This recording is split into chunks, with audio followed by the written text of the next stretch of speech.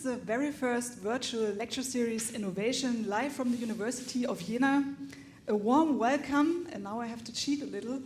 Tervetuloa, welcome, bienvenido, bonvenit, benvenuto, bienvenue, bem-vindo, and willkommen to all of you from the 7 EC2U cities and city universities. Good to see you here. And also a big hello to those who just dropped by because they're interested in the field of innovation or work there. My name is Dana Strauss. I am head of office of the regional network Universum and very honored to be your host today. Innovations promise new and much needed solutions to our nowadays challenges. The appeal and also the pressure to be innovative is very high on universities, companies, cities, countries, and also for Europe.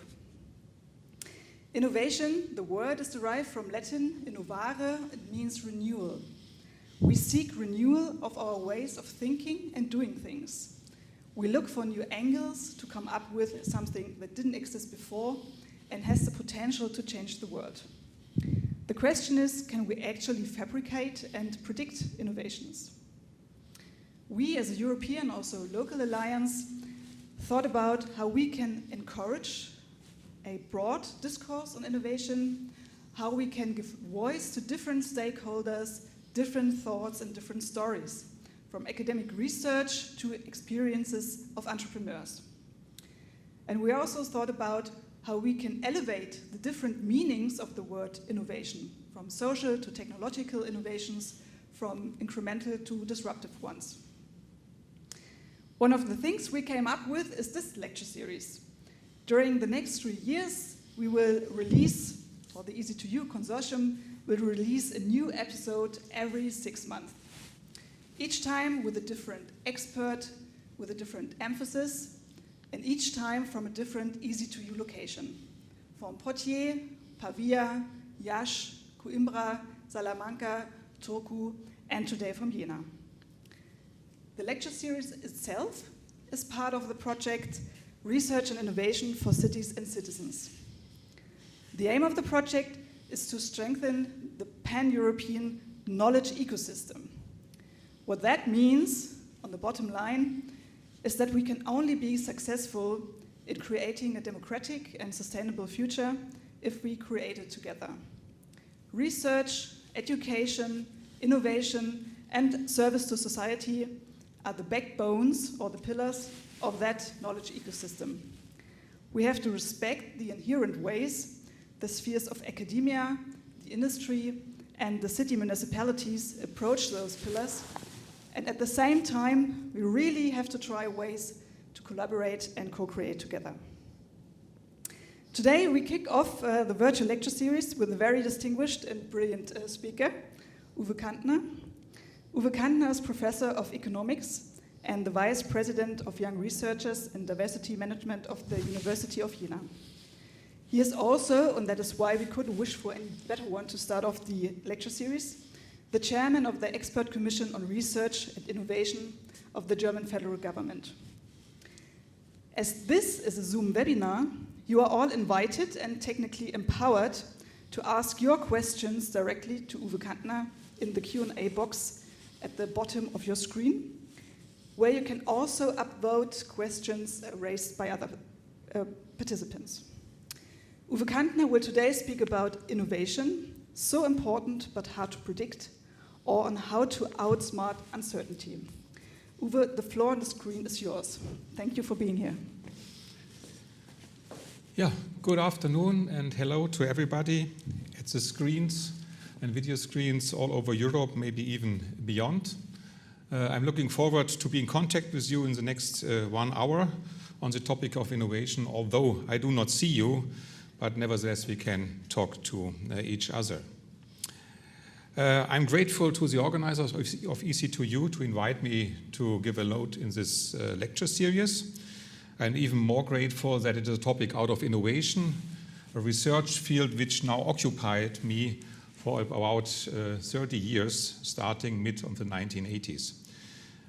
None of the days since that time was boring to me. I always found interesting questions and new problems in this field, and not every day but in a reasonable number of days I also found solutions, and I was quite satisfied with that. Today, I'm happy to introduce to you some aspects of this field of economics of innovation. Of course, I have to restrain myself and to focus on a very specific topic, and that is, as the title says, it is prediction and uncertainty. And I will develop this topic with 10 steps. The first step is to warm up. It is common wisdom. If you look into the past, back about 11,000 years, you find in this graph, which is from Vogel, an economic and technology historian, you find the violet line, which shows the development of the population all over the world, which is first relatively flat and then very steep. And then you find here and there some items which indicate that their innovations have been taking place. And what you can infer from that graph is that only in recent times, the last 150, 200 years, the number of innovations per unit of time per year has increased dramatically. And one task of innovation of economics is to give an answer why this increase has been taking place, how this is related to the activities of individuals, of firms, of regions, of industries, of societies, and how they did perform in that, and so that this could have happened. Now, as I said, I have to focus on a specific topic, namely prediction and uncertainty. And this has to do with the fact that innovation activities are activities oriented towards the future, towards tomorrow and the day after. And this future is not perfectly known. It is totally uncertain. And innovation activities are just confronted with this uncertainty and risk, as you will see. And this uncertainty and risk can be attached to two dimensions. There is a technological risk or uncertainty, whether the new technology really will work in a technical sense, for example, or in a behavioral sense. And then there is an economic uncertainty or risk, which means even if this technology works, you cannot be totally sure whether someone wants to buy it and to use it. Therefore, there's also an economic uncertainty and economic risk. Now, we have a classification for that, namely risk and uncertainty, and this is not the same thing. This distinction can be explained via this matrix here, and you have on the top line the knowledge about the outcome of your activity. What is the result of your activity? Do you know this already, or do you have only a vague idea? And secondly, do you have knowledge, this is the vertical line, do you have knowledge about the likelihood that this outcome will take place? And if you have a likelihood, you could say 10% it will take place tomorrow, or 20%, and you know relatively well about what this outcome will be, then we talk about risk. But if you cannot attach a likelihood to that, you cannot say 10% or 5%, you can only say it may happen, then we talk about uncertainty. And I will focus on these two aspects. As you see in this matrix, there are two other aspects, but I will leave them out because I think an innovator who wants to do something new and to economize on that has at least some idea what the outcome should be. He is not totally blind to that. Therefore, risk and uncertainty are important here. Now, for the next few slides, you can take two positions, and I'm totally open which position you want to take. You can take the role of an ambitious innovator who faces risk and uncertainty, and then you can put in the situation, how can I outsmart them? How can I be better than risk and uncertainty? How can I cope with them? Alternatively, you can take my position in a sense, the role of an analyst or researcher who also knows that there are risks and uncertainties involved in innovation activities, and you want to predict who, where, and when will an innovation come up and who will be the innovator. So we have a prediction as a challenge. You can also take this position. What I offer to you now in the next slides fits to both roles. So you can also change in between if you want. Let me start with a very prominent figure in the economics of innovation, Josef Alois Schumpeter. Maybe he is the first scientist who intensely and conceptually tried to investigate innovation activities. And he suggested in 1911, 1912, the metaphor of the Schumpeter entrepreneur. That's a specific person who is able to take a new idea and to put it into action and to economize on that. Now, those actors are masters of trial and error, masters of risk and uncertainty. They have some intuitive feeling how to deal with that. Often they are the heroes of their times. Look at the bottom line here. There are some examples of those entrepreneurs, from James Watt until recently Elizabeth Holmes. These are some of those actors, only 5. There are thousands of them, presumably. And they are the heroes of their times. Sometimes the profit they can gain is not so important. They want to gain reputation and want to be, as stated here, the hero of their times.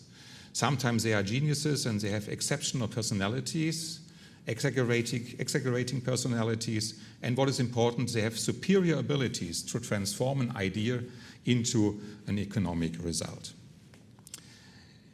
If this would be the only source of innovation, one could say these entrepreneurs, they come up here and there, they pop up here and there. It's a completely random event. And as an analyst, you have to wait until they pop up here and there, and then you can count them. Of course, the story is not as simple. Today, for example, we have a lot of entrepreneurship education programs where we have the idea that you can generate those personalities. You can train them. It's not something which is born in and you cannot change that. You can train them. And these ideas are around. And these programs are more or less successful, I would say, and are around. But this is not the end of the story. Random appearance. The same Joseph Alois Schumpeter, roughly 30 years later, put forward the idea of the big innovative firm. What is meant with this? He says, no, these innovation activities are not totally random. You can do something in order to influence the risk and the uncertainty. You can manage and you can systematize search. You can install an R&D laboratory where you hire researchers and everything else, and then they systematically search for new ideas on which you can economize. And these firms usually are large in size because small firms do not have the money, to have the budgets to run these R&D laboratories. So firm size plays a role. And there seems to be a relationship between firm size and innovation in a sense that larger firms are more likely to generate innovations than smaller firms. Interesting. There's a little bit of a drawback. Small firms are more efficient in terms of costs to generate innovations. Large firms waste money in doing that. Small firms are more efficient. Now, in this process of generating new ideas and economizing on them, you earn a profit. And the profit you can use to reinvest into your R&D lab. And this sets into motion a mechanism where you, by success and success on the idea and success in the economy, you increase your firms. And therefore, those successful firms are usually pretty large. You see here on the slide a couple of prominent firm names. I presume you have heard at least 50% of them. And these are those big firms which spend at least 10 billion euros a year into R&D activities. And they have grown up while this process of success breeds success. Of course, this calls into place market regulation, and economic policymakers are aware of the situation and sometimes find it strange that these big firms exist, but they are a big motor of innovation activities. Now, what does it mean with respect to our uncertainty topic? Now here, random trial and error processes are not around, but uncertainty is transformed into risk, and those firms often have a rule of thumb. For example, the 10-3-2 rule. We start 10 innovation projects. 3 of them we will develop into a prototype phase, and in the end, 2 of them will be successful and gain in the market all the money you need in order to cover all the costs of the 10 projects and even the profit to the 2 projects. This big firm is often a characteristic for developed and mature industries like the automobile industry, for example. It's not a characteristic of relatively young industries, for example, the industry where you have gene editing. But this is not the end of the story. Firms try to save them against the risk and uncertainty by directing their research activities into fields where they have knowledge and competences. Giovanni Dosi introduced to us this concept by having this double concept, paradigms and trajectories. And he simply says paradigms are solution principles. For example, the solution to mobility is the combustion engine. That's a solution. And that is a standard. We do it by combustion engine. And then for this combustion engine, you can improve this combustion engine step by step, incrementally, along a trajectory, a pathway within this paradigm. For example, the pathway to increase the efficiency of the engine. And on this pathway, you accumulate knowledge and competences, you can rely on them, you feel relatively safe. The innovation steps are incremental, but confronted with much less risk and uncertainty compared to a case where you randomly search in any direction. So in this sense, it's not trial and error what you have. You have simply constrained search activities, constrained but by what you have done in the past. Here in this little graph you can see this. You see here the time path on the x-axis, you see engine efficiency on the y-axis, and the green line is the development, for example, of the combustion engine in terms of engine efficiency. And you see this green line from the left to the right is increasing, first a little bit flat, then steeply, and then flattening out again. And this is this development. And this is a trajectory along which incremental innovation takes place, on which uncertainty and risk is relatively low.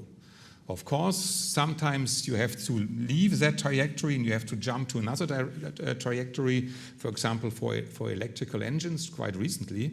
So this is not an incremental innovation, it's a radical innovation, and I will come back to that a few slides later. The situation today, 2020, 2021, some of the trajectories in our industries seem to have been mainly exploited. They are on the right-hand side on this flat path. And therefore, one could expect maybe that firms and innovators will jump on a different trajectory by a radical innovation, but on that a little bit later. We can continue this story. Jakob Schmuckler and Bengt Arke-Lundvall told us that in order to safeguard against uncertainty and risk, innovators might be willing to talk to customers in order to reduce the economic risk. Simply ask the customer, what type of innovation do you want to have and for which do you want to pay? Ask them. Try to find out, to elicit information about the customer's preferences. That was Jakob Schmuckler in 1966. Bengt Arke-Lundvall told us it's not only eliciting information from them, it's working together in user-producer interaction modes, which looks like this graph here. You have the producer and the user. The producer will then, of course, generate the innovation, but on the basis of the information and the preference of the customer, of the user. And the user wants to know about the new ideas the producer will try to generate in order then also to find a good basis for decisions to buy a new good or new processes, something like this. You have a continuous interaction. Now, what this means is when firms have contact with customers, they reduce their uncertainty. They reduce it simply by looking at the economic risk and to try to take out the economic risk. Now, the concepts introduced by Schmuckler and Lundvall a couple of years ago have now more modern forms. For example, user innovation, where users are actively involved in generating the idea. They do not give only information, they actively engage in these activities. Citizen science is something very similar, and this also has to do with the democratization of innovation, that everybody should talk together in order then to generate and to legitimate new ideas and then to economize on them. Still not the end of the story. Robert Allen, Eric von Hippel, and Chris Feeman informed us that we think that innovators do not do their task alone. It's not the one person in the garage which tries to find a new idea and works on that intensely, maybe hires other researchers in order to help him. No. Those actors try to find cooperation partners. Robert Allen told us that collective invention is something which is very frequently used. Two actors come together, they have their mindsets, they have their specific knowledge, and they talk to each other, they exchange ideas, they try to discuss with each other on the basis of these different conceptions. And then you will find cross-fertilization effects. That means at a certain point, these ideas fit together and try and create something totally new. So we call this recombination of existing knowledge pieces. And this takes place when you have collective invention. Eric van Hippel then extended that argument a little bit and says, it's not only something where they simply sit together. There might take place a trading between knowledge pieces. I give you this information and this knowledge, and I expect that you give me something back. There's a trade relation between the two.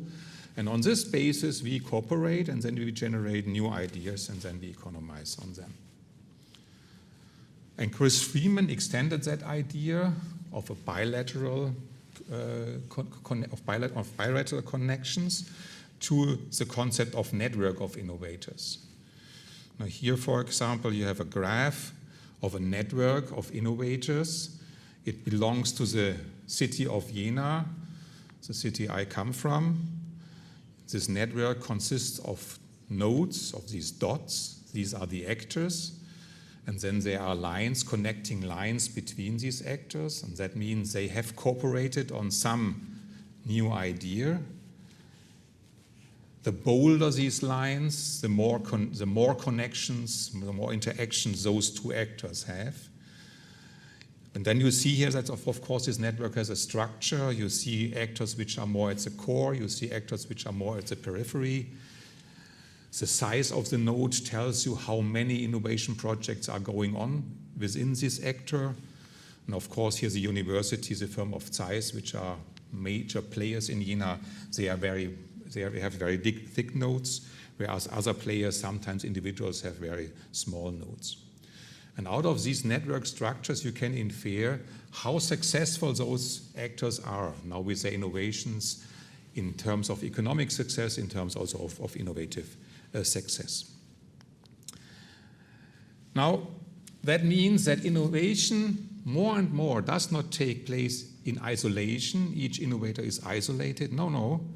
They try to cope with uncertainty by being cooperative and coordinate their research activities, sometimes even interdisciplinary and transdisciplinary. It's not that they have to be from the same disciplines to researchers out of chemistry. No, someone out of chemistry and physics and economics, for example, and then they try to do something together. So they share risk and uncertainty. It's not an individual fate, they share it. The most prominent case of such a network is Silicon Valley. I presume everybody have heard of Silicon Valley. And if you look at this place and you see even more connections than in the Jena case, and you see that there's a high fluctuation of these network relationships. And out of this, then a vibrant place of innovation activity comes out. Reasons for further developments of these concepts are clusters. We talk about clusters. We talk about innovation systems, local, regional, national innovation systems. And very recently, we talk even about ecosystems, innovation ecosystems, entrepreneurial ecosystems. But in principle, they are basing on this idea of collaborative activities in order to generate ideas and to share risk and uncertainty. In this context, Jane Jacobs, Richard Florida, and Ron Boschma introduced to us the role of places. That means innovation activities you find more regularly in agglomerations, in cities or in metropolitan areas. Why? Jane Jacobs informed us that in these areas the variety of ideas, of knowledge and competences is very high. And if they interact, there should naturally come something out which is new and which can be economized on. Richard Florida introduced to us the concept of the creative class. That means in cities, in those areas, you find artists, actors, scientists, which are extremely creative and which interact with each other to create something new and also to generate a flair of innovativeness and of creativeness. And this is very, very helpful for innovation activities. And Ron Boschma, quite recently, 2005, introduced to us the concept of spatial and social closeness. That means you have to be close together in geographical terms. The best is to sit on the same table. That's much better than to sit one in Silicon Valley and the other one in Berlin, and then to talk via video conference or via email. That's much better. And social closeness, it's good to know the other person. With a person which is alien to you, this will not work that much. So closeness in spatial and in social terms is very important. Now, this variety, this creativity and closeness helps coping with uncertainty. It makes it easier for the actors to do so. A big player, a special player in that context are universities. Universities contribute very much to this helping to cope with uncertainty and risk. Universities are at the center often of these places, and they are, if the transfer of knowledge and ideas into the society, into the economy works well, then they are the core driver of innovation activities, next, of course, to larger and medium-sized firms. There are new and concurrent dimensions which relate a little bit to this concept of places. Hackathons, for example, also citizens of science formats, where a lot of people come together closely, get to know each other, and then collaborate in order to generate within a certain space, a certain place, new ideas and then to economize on them.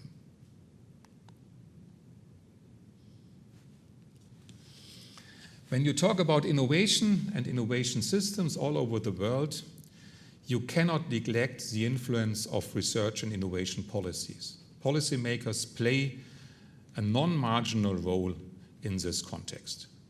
Policies mean subsidies to firms, credit lines to firms, even state investment, or the state issues venture capital for newly founded firms and startups. Innovation policy means that transfer agencies are funded and subsidized. I think at all the universities of the EC2U consortium, you have these transfer agencies. And sometimes policymakers take innovation missions as their own task and try to push large innovation activities by own activities and formats. Now, in terms of risk and uncertainty, this means that uncertainty is risk is socialized completely within this community, within the society in which those innovation activities take place. If those projects do not work out and the money gets lost, it is the society who paid that by their taxes. It's not the innovator or the innovative firm or the consortium and so forth. Of course, the society should also participate in the project when it works well, when there's an economic outcome, if there's a reward, and this works via taxes or via dividends.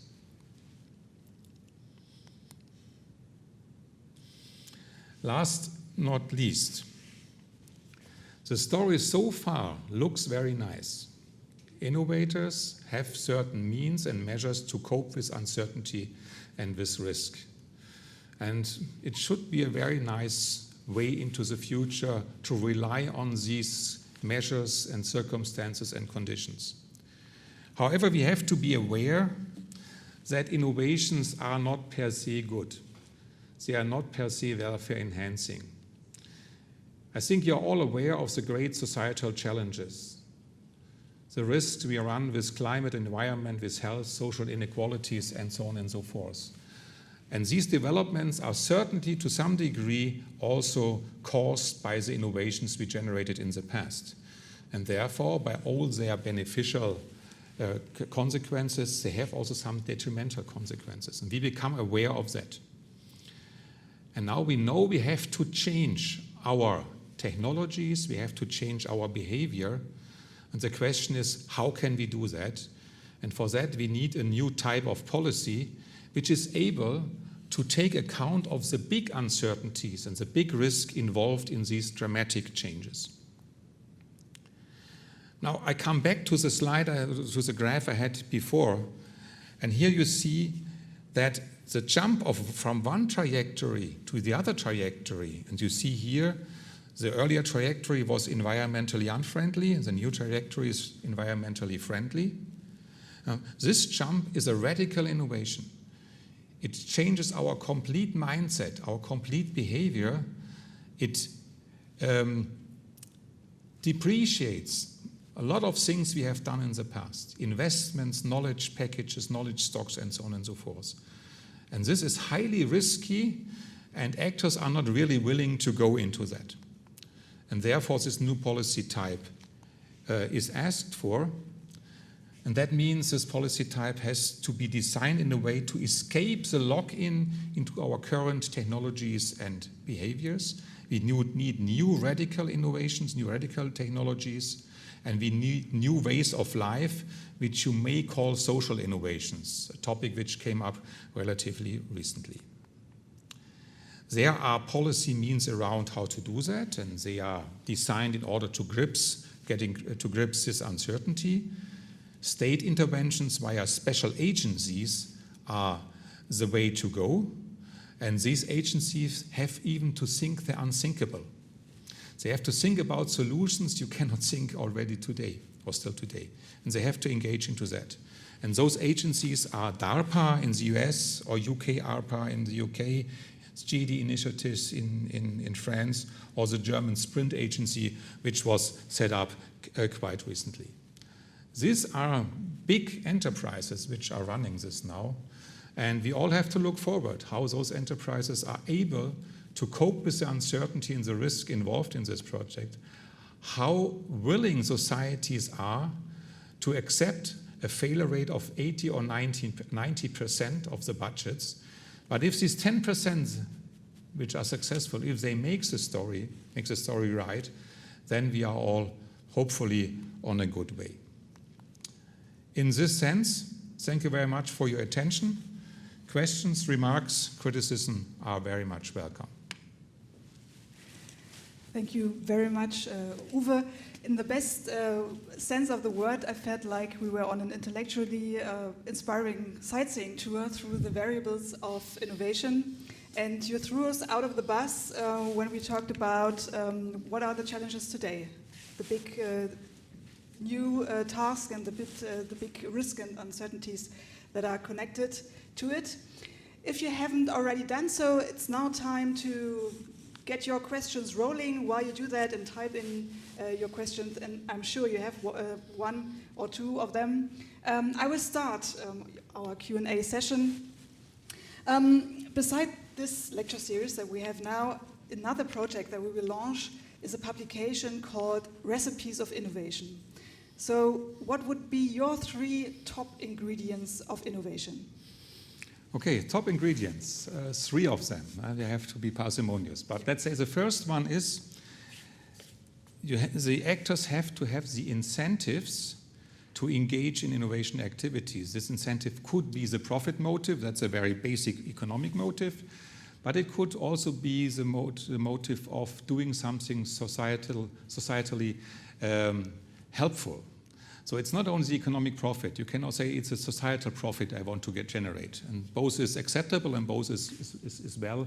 But if you don't have this attitude to do this, then you should not engage in innovation activities. Secondly, you need to have the competences. That's easily stated, and the question is what is meant by competences? A competence can be imagination and creativity. That's a competence. Maybe you can train that or you have given it by nature. But this is a competence one should have. You can compensate this creativity and imagination if you don't have it by managerial competences, because you might be able to organize those actors which have imagination and creativity in the sense that you can run your business. And then you organize them. So it could also be managerial competences which you have to have in order to engage in that. And the third dimension is, and that's very simple, it's simply luck. I mean, there's a big piece of luck involved in that, because it's not easy to plan that, it's not easy to organize for that. Even if you have a lot of experience in that, you have to be aware it might not work out, and you have to be aware that luck is a big ingredient. Yes, that's true. And also at the same time, you just made very clear in your talk that it's not the isolated genius in the garage that is lucky, but we all, people who are interested, have the chance to rule out the uncertainty to get the gear going.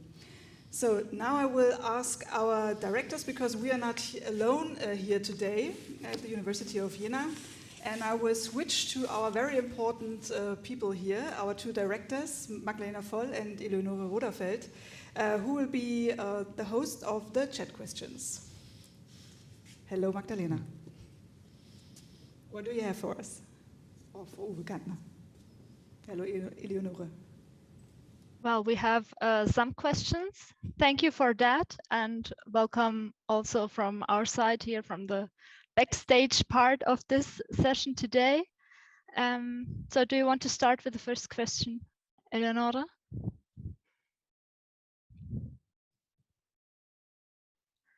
Yes, Adriana Said asked, how do you see the balance between prediction and anticipation in innovation? Like, considering that prediction is based on the normal data and the anticipation rather on outliers. So how do you see the balance between prediction and anticipation? Okay, now I take first the role of the analyst, of the researcher in that. I mean, by prediction, you usually try to extrapolate the average from the past into the future. That could be a good prediction. Often it's a quite nice prediction. Whether this works also in innovation is questionable, because innovation activities usually are not the average behavior, are not the average activity. So sometimes it's the exceptional activity which is then successful. And therefore, when you relate this to anticipations, then you have to look also at the outliers. I mentioned in my talk Joseph Alois Schumpeter, and he made in one of his inaugural lectures to the Econometric Society the statement, "Be aware of averages," which simply is the backbone of the answer I have given to you. It's not the average which counts. It's maybe the exception which counts, and you have to take that into account too.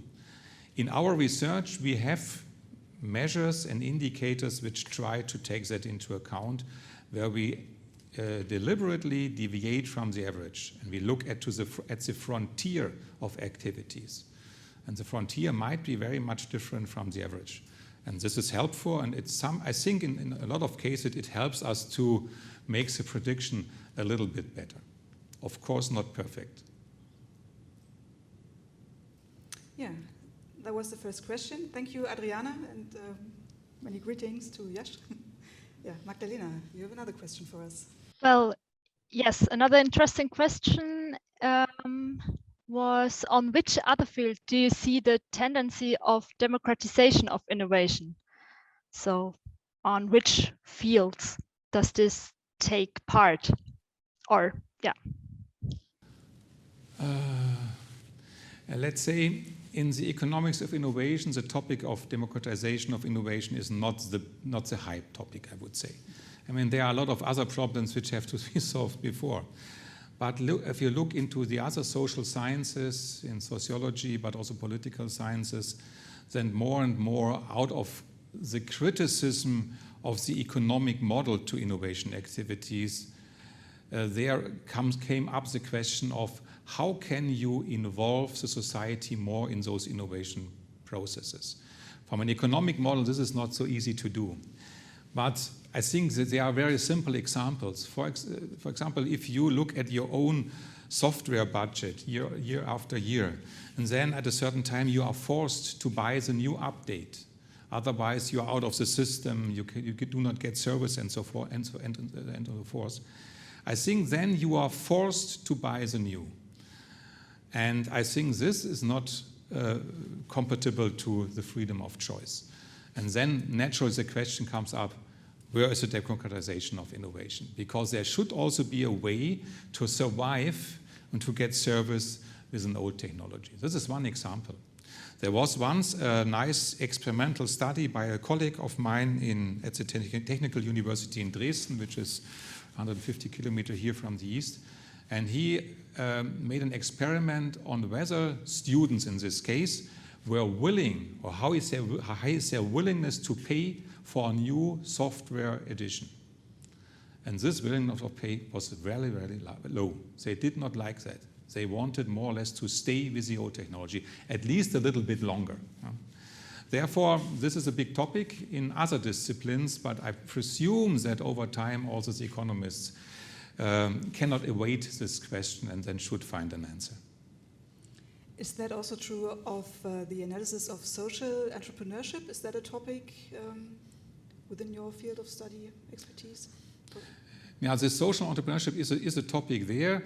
The problem an economist has is then to substitute the purely economic profit motive with another motive. Mm-hmm. In one of my replies, I said, okay, that's social engagement, doing something for the good of society. This usually does not show up in your payroll. But it is satisfying for you. And I think these dimensions have to be more investigated, and we should have a closer look into that. And then we'll also find a way into this social entrepreneurship on the one side, but also into social innovation, which is to some degree related on the other side. So we should introduce karma points into the currency system. For example, okay. Yeah. Thank you. So I think we have more questions. At first, we have some feedback from Adriana, who says, "Love the answer. Thank you for answering the first question." So we have this feedback opportunity here. So very good. We have some other questions, and I will ask the question of Ludovic, who is also part of the EC2U family, we can say. He asked, what are the most important components of an institutional strategy for innovation? With institutional, you mean firms, you mean universities, you mean policymakers? Let's presume university and all policymakers. Does he reply?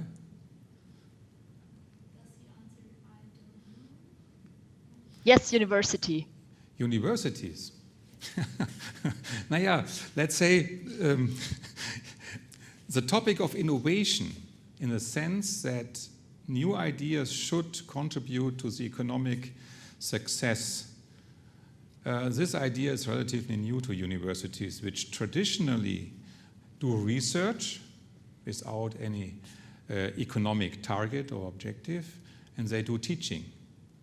But over the last 2 or 3 decades, the topic of transfer, which means to help new insights from science to be transferred into the economic sphere or the societal sphere, so that they can have their beneficial impact, this idea has been coming up more and more.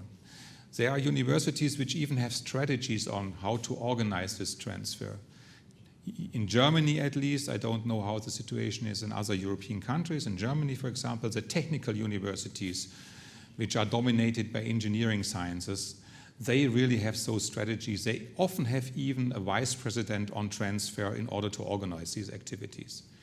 However, if you go more to these full universities, like the Jena University, which does not run engineering sciences, but other sciences, then between the different disciplines, the willingness to engage in transfer, to economize on the idea, is very, very different. A little bit better in natural sciences, a little bit less intense, let's say, in social sciences. And now universities are on the way in order to help to exploit the potential there, they do it relatively soften in order not to get across the freedom of research, because researchers which you force to economize on their scientific results, they often feel impaired by their right of the freedom of research, and this has to be taken into account. So the strategies are different, to come back to your answer, quite heterogeneous, but there is a drive into having a strategy in the terms I just mentioned. And Ludovic adds that they have a vice rector for innovation in Poitiers, although not applied to research university. Although not applied research university. Yeah, they do have. Yeah. And yeah, fourth mission of Knowledge Square is service to society. Yeah. I mean, you can split up. You can say, okay, transfer into the economy, hardcore, new insights from chemistry or physics and so on and so forth, and they lead to new products and new technologies. And you can have a transfer into the society, where there the beneficial effects should come up in terms of educating and training the society, initiating social innovation here and there, and so on and so forth. You can have these two tracks. And for a non-research oriented university where more applied research is done, if I got the intervention right, they do a little bit easier to go for that than a university where basic science is the rule of the research activities, and then you do very hard to do that. Just yes. Topic to be discussed when we met. Yes, and also an invitation sent out to Poitiers, because we will have also as a little project a meeting of the lighthouses of innovation. So the invite goes out to Poitiers, to the vice president, vice rector of innovation. We will be happy to invite you to our meetings and see what you're doing there. So just we do that. Standing invitation. Yes, standing invitation, always, and on that topic particularly, yeah. Okay. So, One last question. yeah, we have time for one last question. Another question was, isn't prediction also a challenge for public investors or states? How do they, or how can they face uncertainty? And Yeah, in my position to advise the German government, I always come across with politicians who want to know to give them the perfect prediction for next year's and over next year's innovation activities and how they should design that. I mean, it's an impossible task. I mean, this is something which really does not work. There was the Nobel Prize winner in economics, Kenneth Arrow, made once a statement: if we knew the next generation of innovations of tomorrow now, then they should already be implemented. Therefore, it's an impossibility to do that. I mean, that we try to give the government the best possible advice and say, okay, the likelihood that innovation will come up there more than here, that if you install this and this policy program, this and this subsidized program here is better invested than there. I think this is something which we reasonably can do. But we cannot guarantee the success in the individual project. Maybe we have a good idea about the success of the whole policy initiative when they fund thousands of newly started firms. Then we could say, okay, I think that 20% of them will very likely successfully develop into medium-sized and large firms. That maybe such a statement can be made. But on the individual actor, whether he or she will really be successful, this prediction is nearly impossible. I've seen that there are some comments in the chat. Is there anything you would like to send out, our directors? well, another comment by Ludovic that Professor Cantner agreed to join Work Package 7 and RI4C2. So, of course. which he already does with this lecture today. We have a couple of work packages to choose from to join. 5 and 7 and RI4C2 and EC2U, of course. Yeah, and we need the input. We need the input to really talk to each other and to really learn from it. And we've seen we have a similar format already implemented in Work Package 7 called Lighthouses of Innovation, of Education, sorry. We start the innovation now, but we already implemented the Lighthouses of Education. It was really inspiring and insightful to see all the institutions from all the EC2U partners to present, to showcase the best examples and to establish regular meetups. And that was something that we really appreciated, and we hope to do that again with the Lighthouses of Innovation. Okay, so Eleonore, you've got one question. Yeah, regarding the networks, what characterizes a good innovation system? Like the more diverse, the better, or which groups should be involved? Thank you for the question. It's a wonderful question, because the answer is it depends. I mean, it depends on the times in which you look at this innovation system. Example, if you look into the innovation system of Germany in the last century, from 1960 to 2000, 2005, then you find that it is not a totally outbalanced network where all activities have their place, but it was an innovation system which was biased toward the automobile industry. A lot of activities contributed directly or indirectly to the automobile industry. And that at that time was great, because the automobile industry is the backbone of the German economy. Everything works well. Wonderful. Incremental innovation here and there. Germany's wealth depended just on that. Today, this automobile industry biased network or system of innovation might be an obstacle, because the automobile industry in the future will not be the backbone of the German economy. It will be a different technology, highly likely. And therefore, the change I mentioned that in my last slide, second last slide. This change is tremendously difficult. And if you have an innovation system which is biased into one direction, and then you want to go in another direction, then you run into big difficulties, and Germany is now in these difficulties. Therefore, it depends on the times in which you are. Today, it would be much better for the German economy to have an outbalanced innovation system with a lot of activities going on, and some of them will be highly successful in the future and then will contribute to the welfare of the German economy and society. So just one correction from my side. Ludovic was referring to the vice rector of Poitiers, who is now joining EC2U Work Package 7 and RI4C2. Okay, and one last question now. Elisa asks, at first she says, many thanks for the inspiring talk. And she asks, you mentioned that large cities and networks usually create more innovation. With what kind of activities or network structures can also smaller regions outweigh their size in order to increase innovation potential? Yeah, thank you, Elisa. Very nice question. You know what I do in research, I think. No, I mean, highlighting these cities or metropolitan areas as hotspots for innovation has a downside, because it means that structurally disadvantaged regions are not that successful. And the question is whether you can politically accept a divide in these regions, successful and rich regions on the one side and poor and not so successful regions on the other side.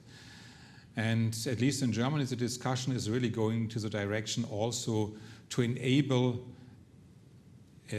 structurally disadvantaged regions today, to enable them to go into the innovation field. And there are policy measures around how to do that. They are not really, there's not much experience in that. It's more or less a trial and error process also for policymakers to install measures which try to convince actors which never have thought about innovation, why should they? To say, no, you have to think about innovation. You have to be aware of that. You should try to do something which is not closely related what we have done in the past. And the question is how you do this. I mean, research organizations like universities or University of Applied Sciences are presumably motors of these activities, but then you have to encourage these firms and actors in these structural disadvantaged regions to get in contact to these universities. Often they are shy. They don't like what the universities do because of the mentality, and so on and so forth. And then you have to take them by hand and put them into the university. Come on, let's work together. And we have some ideas.